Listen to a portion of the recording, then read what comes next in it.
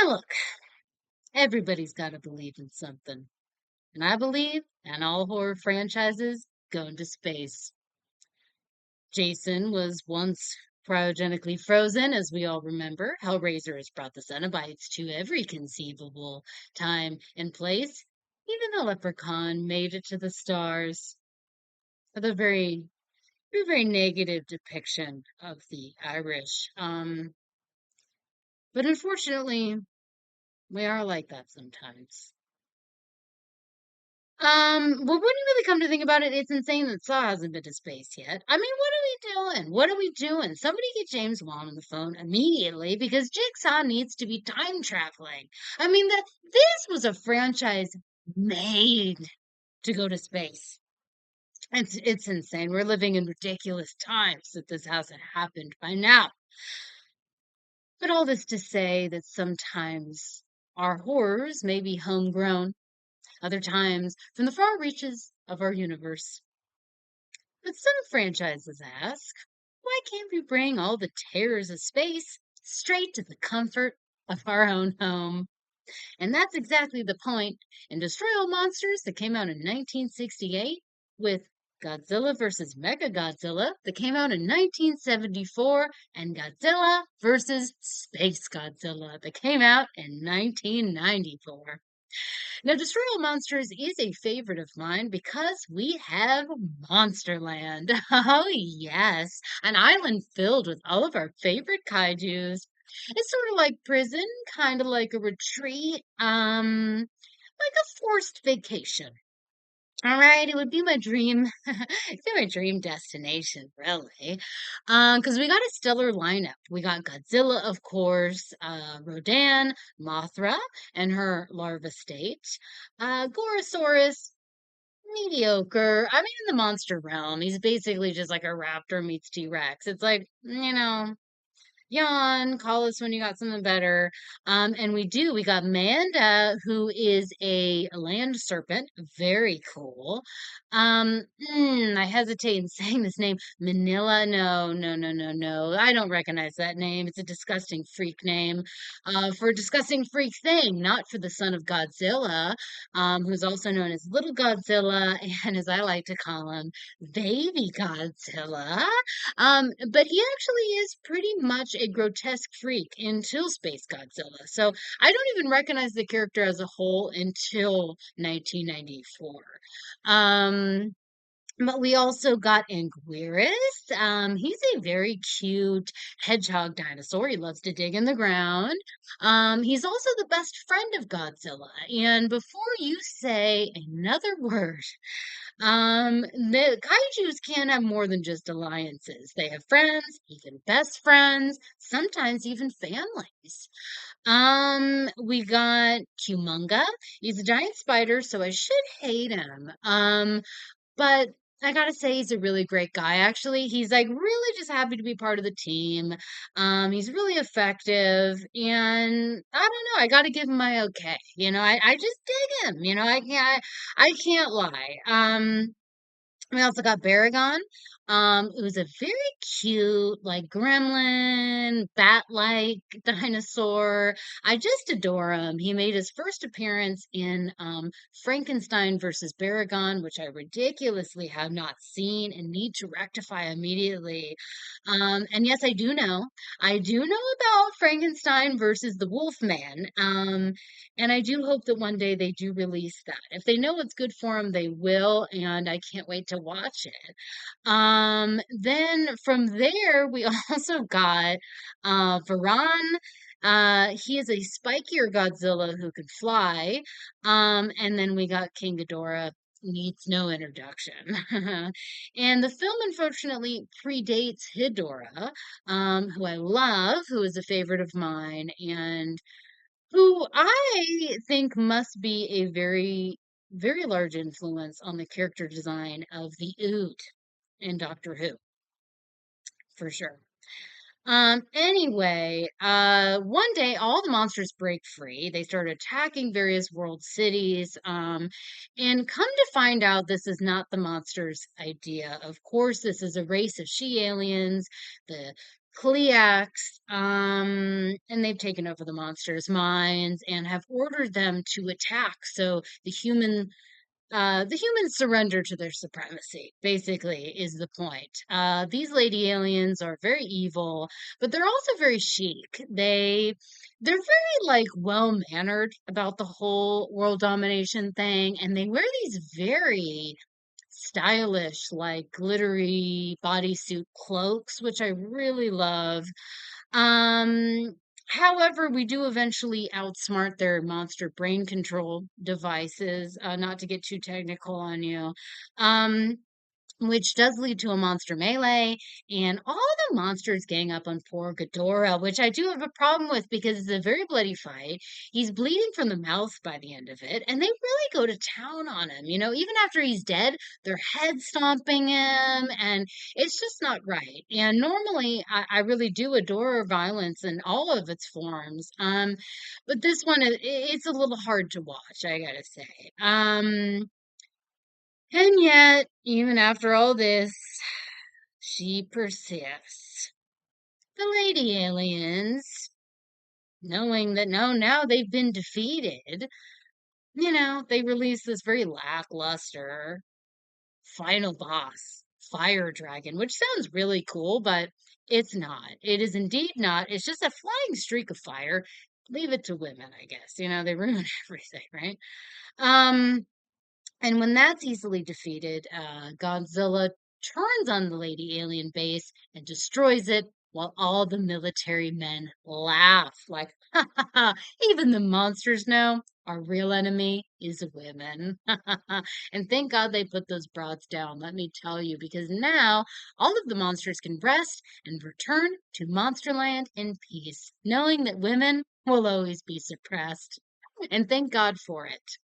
Now you have to remember this is 1968, so Japan was rebuilding after World War II. This included growing pains like a raging counterculture, progressive social movements, and growing dissent against the renewal of the U.S.-Japan Security Treaty. Typical old guard versus new wave liberation movements.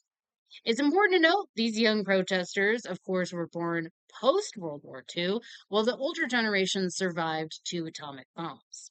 Detracting from the US was a prospect that brought fear and intense hesitation.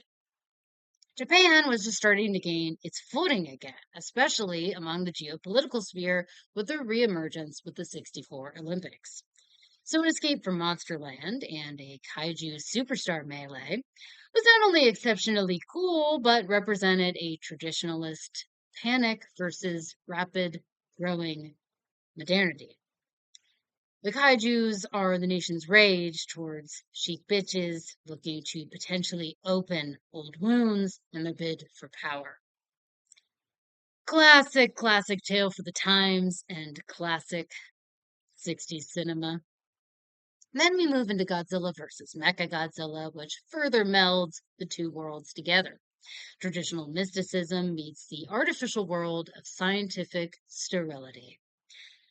Now we start with a prophecy. When a black mountain appears above the clouds, a monster will arise and try to destroy the world. But when the red moon sets and the sun rises in the west, two monsters shall appear to save the people. It's obviously sick as fuck. We're in immediately. And then we got these archaeologists who like find the space rock shit. They find the small statue of King Caesar, who's the guardian kaiju of Okinawa. And the first half of the prophecy, of course, comes to pass. But the Godzilla that arises from the Black Mountain just doesn't feel right. The buildings he comes across aren't just collateral damage. He takes a certain amount of glee in his annihilation. He punches the shit out of those buildings. When poor Anguirus confronts this version of Godzilla, he snaps his jaw almost in half and leaves Anguirus tossed aside and bloodied in a ditch. Of course, the onlookers remark, Why would Godzilla do this to his best friend? And precisely, this is not his heart. This is not the murderous beast we know. He murders for sure, but he's just trying to live his life. He's got to get from place to place, and sometimes a few thousand people get in the way, and it's not his problem. All right? But shock, another Godzilla appears. And as they fight, it's discovered the other one is actually a robot. And the thing I do appreciate about this movie is that people just go along with facts. There's no bickering, there's no condescending fucking bullshit. It's just like the main guy's like, interesting. I guess we'll call that robot one Mechagodzilla. And everyone's like, yeah, no, that's good. I mean, that's a great name, honestly. And then he's like, you know what?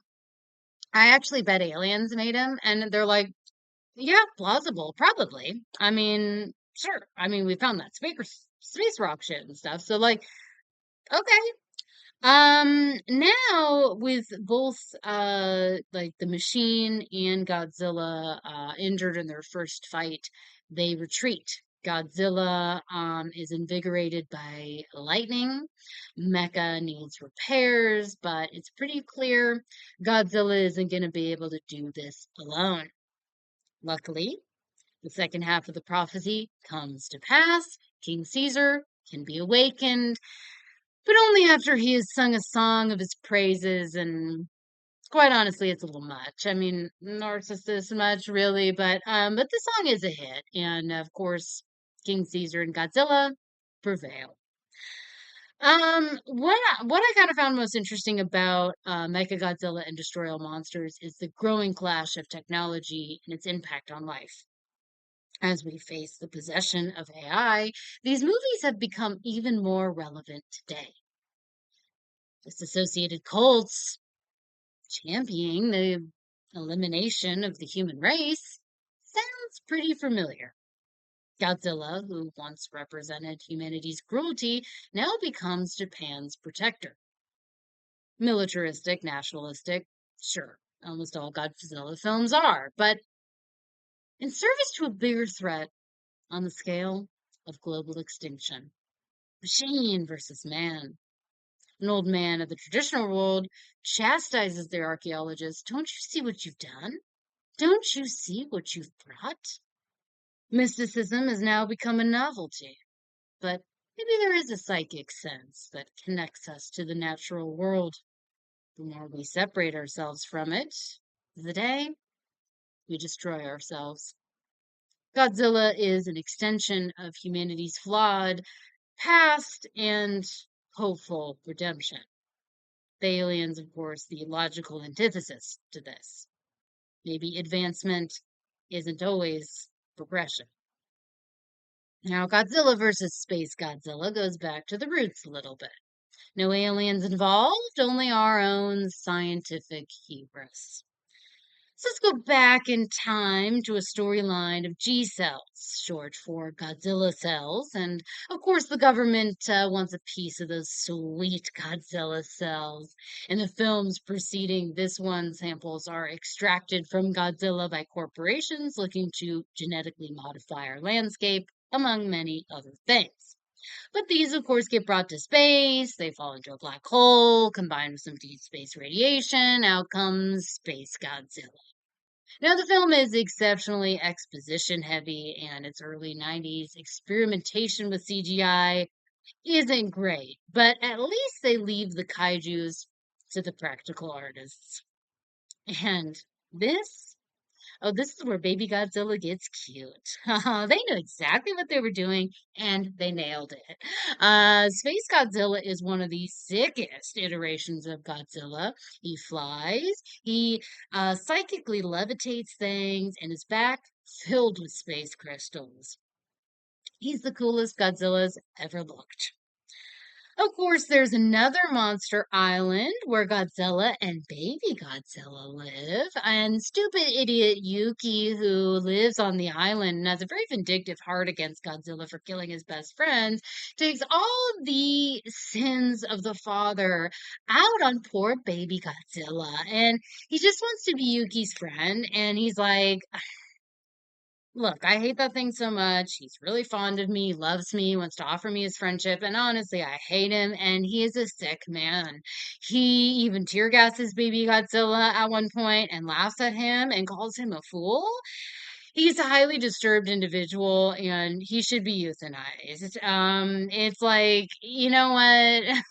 You know what, Yuki? But why don't you just descend from your place in heaven, Yuki, and give it to somebody who wants it?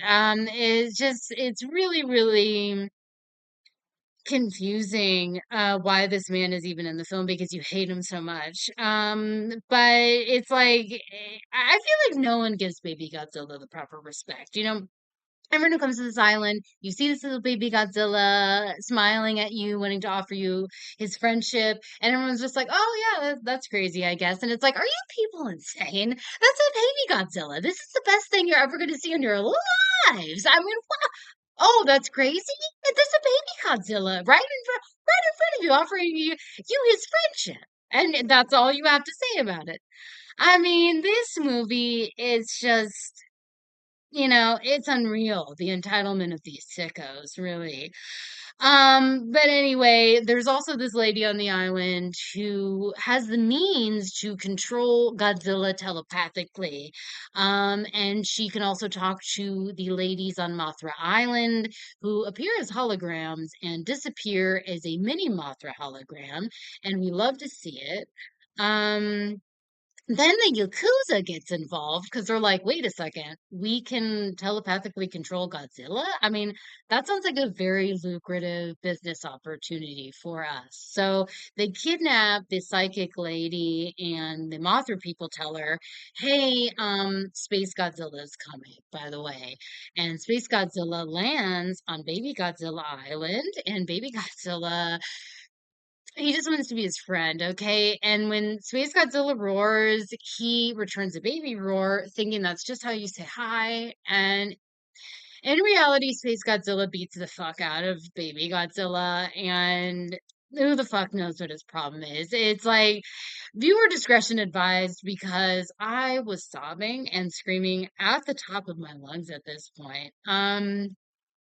Then Godzilla comes to the island to defend his son and pretty much immediately gives up and retreats back into the sea like a deadbeat coward. And the people are just standing there watching all of this like useless idiots. Baby Godzilla is then imprisoned in space crystals, and the whole rest of the movie I was distraught. I just couldn't stop thinking, is baby Godzilla okay? Will he be saved? Will the film forget about baby Godzilla and we'll never see him be freed? I was sick. um then there's this intergovernmental department that debates what they should do about Space Godzilla because at this point he's really fucking shit up. And he's cool, but unfortunately, like I have to hate him for the rest of my life now because he harmed baby Godzilla, he hurt his feelings. I don't really think I can forgive it. So the government's like, maybe we should release our own version of Mechagodzilla. And I personally am all for it. I would want my government to spend any and all money we have for the rescue of baby Godzilla. This is modern warfare. This is the face of modern warfare. It's like droning kids, supporting genocide. It's really not a good look anymore. But baby Godzilla? I mean, look at it. We can forget any and all atrocities in the name of baby Godzilla. And there's not enough money or lives I wouldn't sacrifice for the safe return of that precious baby Godzilla.